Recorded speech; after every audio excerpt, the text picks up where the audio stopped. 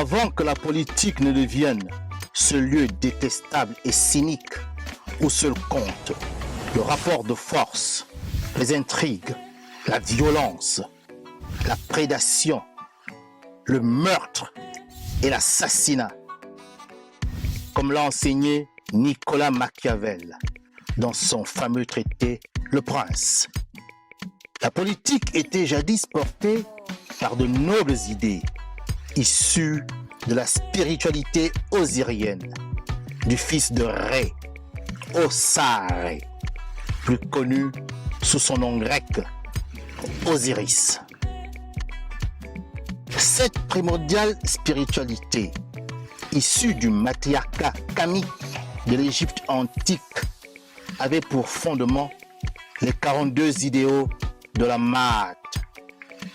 Sous son égide, la politique était faite pour l'homme, tournée au service exclusif du bonheur de l'humanité, quand Narimari, que l'on appelle aussi Narmer ou Ménès, fut le premier monarque de la terre, le premier homme à gouverner Kama, ou l'Égypte réunifiée au 4e millénaire avant l'ère chrétienne. Nous, la jeunesse africaine décomplexée, compétente, consciente et agissante, avons décidé de faire de la politique en nous inspirant de nos brillants ancêtres africains.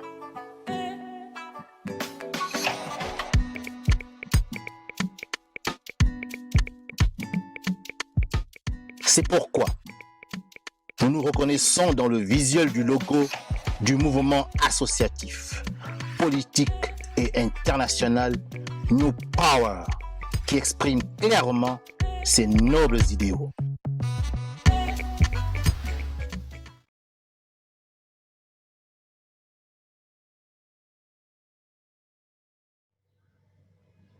Parlons maintenant de M. Jean Ping, le dernier en date, car il s'est présenté à l'élection présidentielle de 2016 et lui aussi a gagné. Alors, je voudrais m'appesantir sur le cas de Jean Ping, parce que le charismatique, votre humble serviteur, était membre de son état-major de campagne. Autant pour Mbabou Solo, je n'étais qu'un simple électeur, de loin. Je n'ai fait que mettre mon bulletin dans l'urne.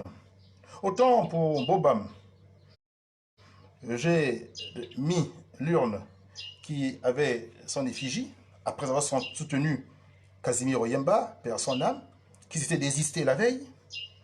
Là aussi, je n'étais pas dans le cercle des cercles.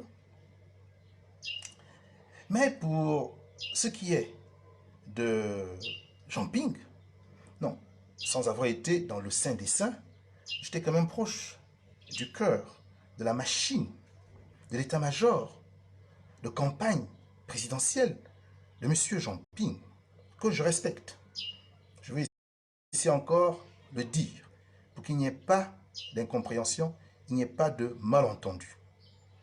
Tenir un discours de vérité ne signifie pas que les personnes qui sont mises en cause ne sont pas respectées par celui qui, en l'espèce moi, tient ce discours à l'endroit de la jeunesse. Donc ce qui m'importe ici, c'est de dire les choses que je connais, de dire la vérité, de ne pas la cacher. Car je suis persuadé qu'une jeunesse édifiée sur la vérité peut être capable de prendre son destin en main, car désormais consciente des enjeux.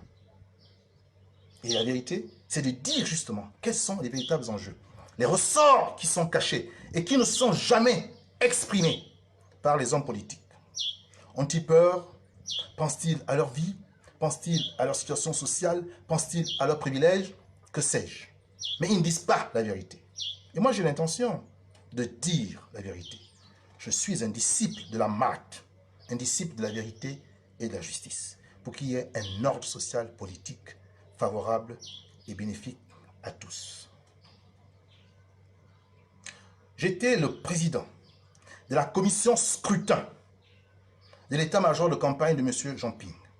J'avais pour mission de former les différents représentants du candidat, de leur donner tous les éléments nécessaires à la réussite de leur mission Et en même temps, j'avais la casquette d'être le chef de l'équipe projet informatique qui devait récupérer l'information au fil de l'eau par un système de VPN, Virtual Private Network, de réseau, par un système de base de données, les informations collectées, les procès-verbaux, et par un système applicatif, c'est-à-dire un logiciel qui allait compiler, c'est-à-dire agréger toutes les informations pour les villages, les bureaux de vote, pour les cantons, pour les départements, pour la province, pour les communes et enfin pour l'ensemble du pays. C'était ma mission. Et je pense avoir réussi, même si un de nos agents, Yeo, a été injustement incarcéré. Nous avons pu, sur les 9 procès-verbaux, obtenir 8 qui donnent les résultats exacts. 8 par rapport à la stratégie qui a été mise en place par l'état-major de Jean-Ping et précisément par la commission scrutin que j'ai présidée. Seul le procès-verbal de la province de Haut-Ogooué, qui a été revu 3 fois, a permis donc la grosse machinerie de fraude que nous avons constatée et qui a été suivie d'un massacre inédit au Gabon. Pour ce qui est du massacre, j'étais au quartier général de Jean-Ping lorsque nous avons fait l'objet d'un assaut militaire perpétré par la milice d'Ali Bongo aux alentours de 24h, 1h du matin. Donc je parle là en connaissance de cause. Je ne suis plus un témoin lointain. Je suis au cœur de la machine désormais. S'agissant de Jean-Ping, Jean-Ping, lorsqu'il se lance dans cette aventure, était un violeux de mer. Il a pris soin d'avoir la position de la France. La France va-t-elle, comme d'habitude, soutenir Ali Bongo, fils d'Omar Bongo?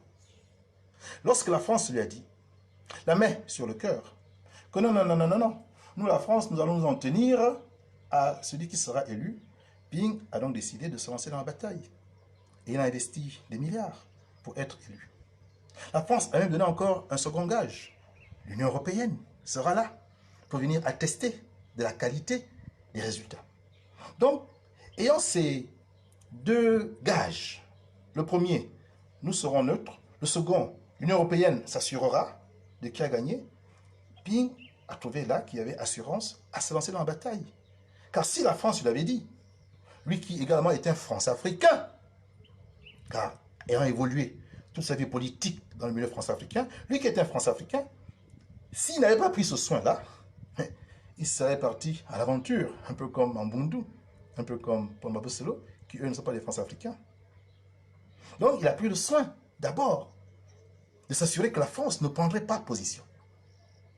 Et étant de son état-major, plusieurs fois, à plusieurs réunions, Jean-Ping nous a dit que la France était neutre et que pour la première fois, elle s'en tiendra à la décision du peuple. Et ce qu'il disait. Il était si confiant qu'il a même laissé entendre qu'il fallait aller voter et que lui, il ferait le reste. De mon point de vue, une maladresse verbale.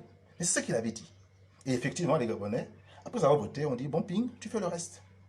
Et le reste, jusqu'à aujourd'hui, il essaye encore de le faire. Mais revenons à l'élection.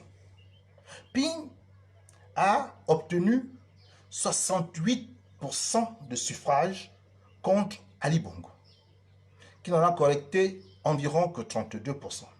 Donc il y a environ 70% des Gabonais qui veulent le changement et 30 qui sont attachés aux miettes que leur donne le système Bongo PDG, aux miettes que leur donne la France-Afrique. Donc il y a une large majorité qui veut que ça change. Et cette majorité existe depuis 1993. Depuis 1993. Les Gabonais veulent changer de paradigme, ils veulent changer de repère, ils veulent changer de système. Ils veulent un autre système. Or la France, elle veut maintenir ce système qui est tout à son avantage. Alors pourquoi Ping n'a pas été investi alors qu'il a gagné les élections présidentielles? De mon point de vue, Ping a cru, peut-être trop naïvement, Et c'est assez surprenant de la part d'un grand diplomate comme lui. Mais il a peut-être cru que la France était sincère dans ses positions. Il a appris à ses dépens, 6 ans après, que la France l'a finalement trompé. Ping a cru que dans la diplomatie, il pouvait amener les Français à l'installer à la tête du pays. C'est une position, il faut le dire, assez contradictoire, n'est-ce pas? Car si nous considérons que c'est le peuple gabonais qui est souverain, si vous êtes élu, c'est le peuple qui vous installe. Pourquoi encore aller négocier avec la France pour que cette dernière vous installe? Sauf si vous acceptez, finalement, que c'est la France qui détient la souveraineté du Gabon. Et c'est ce que nous, au New Power, nous disons. Que nous ne sommes pas souverains, puisque nous n'arrivons pas à installer le président de la République que nous avons élu.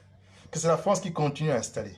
Et elle installe qui? Elle installe des marionnettes, c'est-à-dire des figurines sans volonté, qui feront justement ce que la France leur a donné comme instruction. Donc, la posture de Ping montre à suffisance que ce n'est pas le peuple gabonais qui élit son pays, son président, pardon, c'est la France qui décide de qui sera au palais du bord de mer. Donc, il rentre en négociation et on lui fait dire que cela va prendre du temps, il faut qu'il soit patient, qu'il ne faut pas faire des troubles, qu'il y a déjà eu un massacre, qu'Ali Bongo est brutal, qu'il faut aller sur des œufs. Et c'est ce qu'il a fait. En lançant chaque année que le pouvoir allait finalement lui échoir, ce qui n'est pas arrivé jusqu'à aujourd'hui. Alors, le hiatus stratégique que j'ai avec Jean-Ping, je veux le dire ici. Je reconnais que c'est Jean-Ping qui a été élu président de la République gabonaise. Voilà pourquoi je n'ai pas participé au dialogue et je n'ai pas voulu être membre du gouvernement et je n'ai pas voulu qu'on aille aux élections législatives. C'est ma position de principe. Car je reconnais que seul Jean-Ping a eu l'onction populaire par les urnes. C'est une vérité historique et un jour il faudra bien que les historiens du Gabon, libres de toute idée néocoloniale, inscrivent cela dans les archives pour que les générations futures le sachent. C'est Jean-Ping qui a gagné les élections présidentielles en août 2016. Mais la démarche de Jean-Ping, j'y ai cru au début, tant qu'il laissait entendre qu'il était en discussion avec la France et que ça nous allait nous éviter peut-être qu'il y ait des affrontements meurtriers, qu'il y ait encore des victimes. On avait déjà souffert d'un massacre. Il se trouve que lorsqu'Ali Bongo est tombé en octobre 2018 et que j'ai suggéré à M. Jean-Ping dès le mois de décembre, janvier, d'exiger la vacance du pouvoir et qu'il a refusé de le faire, j'estimais qu'on était en train de passer à côté peut-être de la victoire. Jean-Ping ne va parler de vacances de pouvoir que timidement au mois d'avril 2019, après le président Miboto, après Mme Laurence Ndong, après appel à agir. Alors, pour mémoire, sur le plan chronologique, j'ai été le premier à exiger la vacance du pouvoir dans une vidéo datée du 8 février 2019, soit environ 4 ou 3 mois après la chute d'Ali Bongo à Riyad. Ensuite, c'est M. Zakari Miboto qui, le 23 février, fait donc une déclaration chez lui où il exige la vacance de la présidence, avait-il dit. Pas du pouvoir, de la présidence. Nous sommes le 23 février. Donc pratiquement 15 jours après ma déclaration sur les réseaux sociaux. Le 25 février, il reviendra au tour de Laurence Ndong, depuis la France, de faire son appel à la nation, où là aussi, elle exigeait la vacance du pouvoir. Et enfin, l'intervention qui a été la plus retenue, la plus connue, celle donc du groupe Agir, donc des 10 jeunes Gabonais qui ont exigé la vacance du pouvoir. Ping ne va s'exprimer sur la question qu'au mois d'avril 2019, alors que c'était à lui de monter au créneau, comme je lui ai suggéré dès le mois de décembre 2018, et j'avais pris soin de le faire sur les réseaux sociaux. Et son état-major m'en a même fait le reproche. Peu importe. Ping donc a été persuadé que c'est par la diplomatie qu'il amènerait Ali Bongo à quitter le pouvoir. Il faut qu'il tire maintenant les leçons de sa stratégie. En sortant de prison, j'avais interpellé Jean-Ping en lui demandant, 4 ans après, Monsieur le Président, où en êtes-vous de vos négociations? que le peuple gabonais est curieux de savoir si la France va vous installer ou non. Aujourd'hui, à peine 15 mois des élections présidentielles de 2023, tout esprit rationnel doit accepter que Ping ne sera plus jamais installé à la tête du Gabon. Et que là encore, la France-Afrique a réussi son jeu, aux grandes dames du peuple gabonais. Pourquoi Ping n'a pas été investi? Mais parce qu'il est France-africain. Parce qu'il accepte le primat de la France. Il accepte que la France décide. Il accepte de discuter avec elle. Alors que, dans certaines situations, il n'y a que le rapport de force. Et on le voit au Mali, où vous pouvez mettre dehors un ambassadeur français, où vous pouvez mettre dehors une opération militaire Barkhane française, ou vous pouvez mettre dehors une opération militaire européenne Takuba, ou vous pouvez mettre dehors un média français réputé RFI, ou un autre France 24, ou vous pouvez même décider de dénoncer des accords de coopération. Assimi Goïta était en train de le faire. Il fallait avoir du courage. Il fallait s'inscrire dans une logique anti-France africaine. Ne plus accepter le primat de la France sur le destin de notre pays. C'est cela dont il est question aujourd'hui. Et si tous ces différents leaders qui ont eu le soutien du peuple parce qu'ils portaient l'espoir ont été élus, si tous ces leaders avaient eu dans leur esprit à s'opposer à la France-Afrique en utilisant les armes qui étaient les leurs, peut-être que la face du Gabon eût été changée. C'est du moins ce que je crois.